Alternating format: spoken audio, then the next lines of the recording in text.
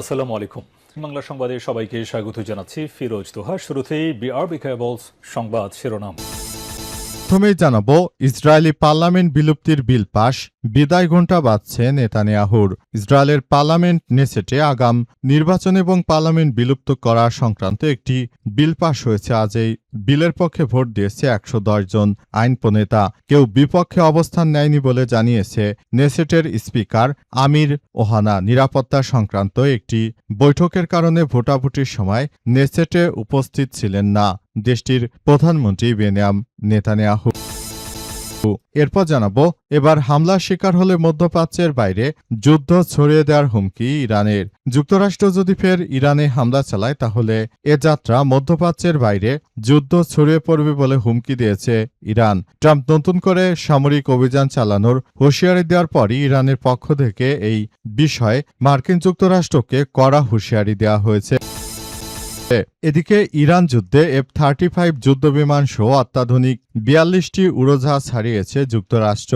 ইরানের সঙ্গে যুদ্ধে অত্যাধুনিক F-35 যুদ্ধবিমান সহ যুক্তরাষ্ট্র অন্তত ৪২টি সামরিক উড়োজাহাজ ক্ষতিগ্রস্ত বা ধ্বংস হয়েছে বলে জানিয়েছে মার্কিন কংগ্রেশনাল রিসার্চ সার্ভিস CRS।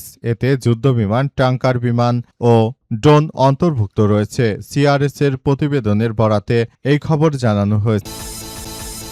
এবারে জানাবো, ভারতে গঙ্গা পানি চুক্তি নবায়ন ইস্যু। কাল ভারতে শুরু হচ্ছে গুরুত্বপূর্ণ বৈঠক। কলকাতায় ৩ দিন ভারত বাংলাদেশ ৯০তম যৌথ নদী কমিশনের বৈঠক শুরু হচ্ছে। বুধবার ২০ মে বাংলাদেশ প্রতিনিধি দলের কলকাতায় পৌঁছানোর কথা রয়েছে। আলোচনায় বাংলাদেশ থেকে যোগ দেবেন ৬ সদস্যের একটি প্রতিনিধি দল। বৈঠক আগামী বৃহস্পতিবার ২১ মে শুরু হয়ে শনিবার ২৩ মে পর্যন্ত চলবে বলে এমন তথ্য জানা গেছে। এবং সর্বশেষ জানাবো, অন্তর্বর্তীকালীন সরকারকে টিকার ব্যাপারে সতর্ক করে ৫টি চিঠি দেওয়া হয়েছিল। ইউনিসেফ অন্তর্বর্তীকালীন সরকারের স্বাস্থ্য মন্ত্রণালয়কে লেখা অন্তত ৫টি চিঠিতে সম্ভাব্য টিকা সংকটের কথা বলে সতর্ক করেছিল। তারা ১০টি মিটিংয়ে সরকারের কর্মকর্তাদের কাছে একই কথা জানিয়েছিল। আজ দুপুরে ইউনিসেফ কার্যালয়ে আয়োজিত সংবাদ সম্মেলন। ইসরায়েলি পার্লামেন্ট বিলুপ্তির বিল পাশ, বিদায় ঘণ্টা বাজছে নেতানিয়াহুর। আলহামদুলিল্লাহ, ইসরায়েলের পার্লামেন্ট নেসেটে আগাম নির্বাচন এবং পার্লামেন্ট বিলুপ্তি করা সংক্রান্ত একটি বিল পাশ হয়েছে বুধবার। এই বিলের পক্ষে ভোট দিয়েছে ১১০ জন আইন প্রণেতা। কেউ বিপক্ষে অবস্থান নেয়নি বলে জানিয়েছে নেসেটের স্পিকার আমিন ওহানা। নিরাপত্তা সংক্রান্ত একটি বৈঠকের কারণে ভোটাভুটির সময় নেসেটে উপস্থিত ছিলেন না দেশটির প্রধানমন্ত্রী বেনিয়ামিন নেতানিয়াহু। এই বিলের অনুমোদনের ফলে ইসরায়েলে আগাম নির্বাচনের পথ প্রশস্ত হয়েছে। সাম্প্রতিক একাধিক জরিপে বলা হয়েছে, যদি আগাম নির্বাচন হয় তাহলে নেতানিয়াহু পরাজিত হওয়ার সম্ভাবনা অনেক বেশি। এমনকি যদি নির্ধারিত সময় নির্বাচন হয় তবুও নেতানিয়াহু এবং তার দল লিকুদ পার্টির জয়ের আশা ক্ষীণ। ইসরায়েলি সংবাদ মাধ্যমের খবরে বলা হয়েছে যে বিলটি আইনে পরিণত হওয়ার আগে আরও অধিকতর পর্যালোচনার প্রয়োজন হবে। ইসরায়েলের সর্বশেষ জাতীয় নির্বাচন হয়েছিল ২০২২ সালের মে মাসে। সংবিধান অনুযায়ী আগামী নির্বাচন হবে চলতি ২০২৬ সালের ২৭ অক্টোবর। বিলটি পাশের পর এখন আগাম নির্বাচনের তারিখ নিয়ে আলোচনা শুরু হবে। বিশ্লেষকরা জানিয়েছেন যে সেপ্টেম্বর নাগাদ আগাম নির্বাচন অনুষ্ঠিত হবে, আর সে বিষয়ে ঐক্যমত্যে না এলে নির্বাচন পূর্বনির্ধারিত সময়ের কাছাকাছি তথা অক্টোবরে জাতীয় নির্বাচন হতে পারে। পার্লামেন্ট বিলুপ্তির প্রধান কারণ হিসেবে সামনে এসেছে কট্টরপন্থী ইহুদি দলগুলোর দাবির প্রসঙ্গ।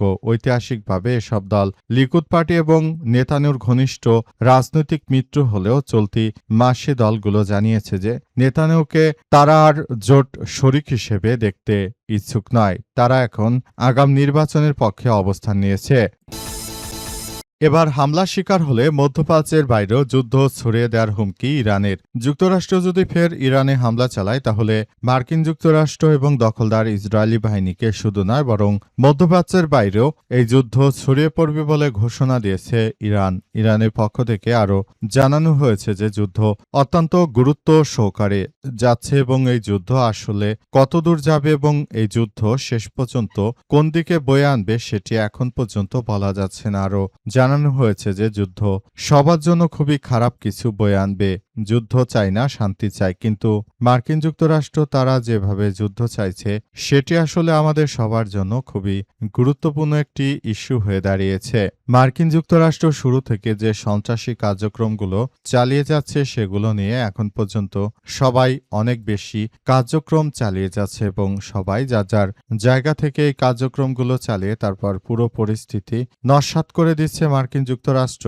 তবে এবার যদি তারা ইরানে আক্রমণ চালানোর অপচেষ্টা করে তাহলে ভবিষ্যতে এটি আরো বড় ধরনের যুদ্ধে ছড়িয়ে পড়বে বলে এসব তথ্য নিশ্চিত করা হয়েছে এবং এও জানানো হয়েছে যে এই যুদ্ধ সবার জন্য আশীর্বাদ নয়, বরং এই যুদ্ধ ছড়িয়ে দেওয়া হবে যাতে করে সারা পৃথিবীর অর্থনীতি ধসে পড়ে। মার্কিন যুক্তরাষ্ট্র যাতে হাড়ে হাড়ে টের পায় ইরানের সঙ্গে যুদ্ধ করাটা মোটেও সমীচীন কোনো কাজ হয়নি, বরং এই যুদ্ধ এমন এক সময় ছড়িয়ে দেওয়া হবে যখন সারা বিশ্ব যুদ্ধ নিয়ে তারা ওয়াকিবহাল নয়, এমন সময় মূলত যুদ্ধ শুরু করবে বলে এসব তথ্য এমনভাবে কার্যক্রম চালিয়ে যাচ্ছে যে সবকিছু শুরু থেকে করা হচ্ছে এবং দখলদারদের বিরুদ্ধে ইতিহাসে সবথেকে সেরা সময় অতিক্রান্ত হচ্ছে বলে এমন তথ্য নিশ্চিত করা হয়েছে।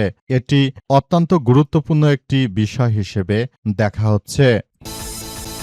ইরান যুদ্ধে F-35 যুদ্ধবিমান সহ 42টি উড়োজাহাজ হারিয়েছে যুক্তরাষ্ট্র। ইরানের সঙ্গে যুদ্ধে অত্যাধুনিক F-35 যুদ্ধবিমান সহ যুক্তরাষ্ট্রের অন্তত 42টি সামরিক উড়োজাহাজ ক্ষতিগ্রস্ত বা ধ্বংস হয়েছে বলে জানিয়েছে মার্কিন কংগ্রেশনাল রিসার্চ সার্ভিস বা CRS। এতে যুদ্ধবিমান, ট্যাঙ্কার, বিমান ও ড্রোন অন্তর্ভুক্ত করা হয়েছে।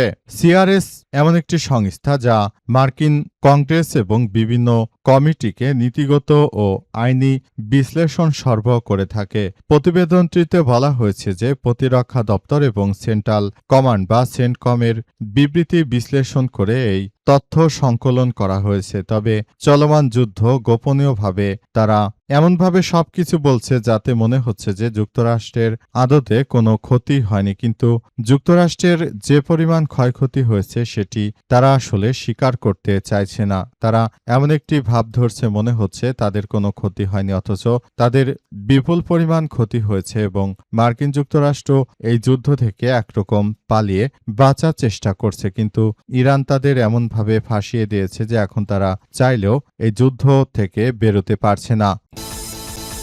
গঙ্গা পানি বন্টন চুক্তি নবায়ন ইস্যু, কাল ভারতে শুরু হচ্ছে গুরুত্বপূর্ণ বৈঠক। কলকাতায় 3 দিনের ভারত বাংলাদেশের 90তম যৌথ নদী কমিশনের বৈঠক শুরু হচ্ছে আজ। বাংলাদেশ প্রতিনিধি দলের কলকাতায় পৌঁছানোর কথা রয়েছে। আলোচনায় বাংলাদেশ থেকে যোগ দেবেন 6 সদস্যের একাধিক প্রতিনিধি দল। বৈঠক আগামী বৃহস্পতিবার শুরু হয়ে শনিবার 23শে মে পর্যন্ত চলবে। বাংলাদেশের পক্ষে দলের নেতৃত্ব দেবেন বাংলাদেশের জয়েন্ট রিভার কমিশনের সদস্য মোহাম্মদ আনোয়ার কবির। এছাড়াও বাংলাদেশের প্রতিনিধি দলে আছেন পররাষ্ট্র মন্ত্রণালয় সাউথ এশিয়া উইংয়ের ডিরেক্টর মোহাম্মদ বাকিবিল্লাহ। আলোচনা আরও অংশ নেবেন দিল্লিতে বাংলাদেশ হাইকমিশনের কাউন্সিলর পলিটিক্যাল মোহাম্মদ আলমগীর হোসেন এবং কলকাতা বাংলাদেশের উপকমিশনার second secretary political Mohammad Omar Faruk. ভারতীয় প্রতিনিধি দলের নেতৃত্ব দেবেন জাতীয় জলসম্পদ উন্নয়ন মন্ত্রণালয়ের এক যুগ্ম সচিব এবং পশ্চিমবঙ্গ সরকারের সেচ দপ্তরের একজন চিফ ইঞ্জিনিয়ার। যৌথ নদী কমিশনে এবারের বৈঠকে আলোচনার কেন্দ্রবিন্দুতে গঙ্গা পানি চুক্তি নবায়নের 1996 সালে গঙ্গার পানি চুক্তি মেয়াদ চলতি বছর 31শে ডিসেম্বর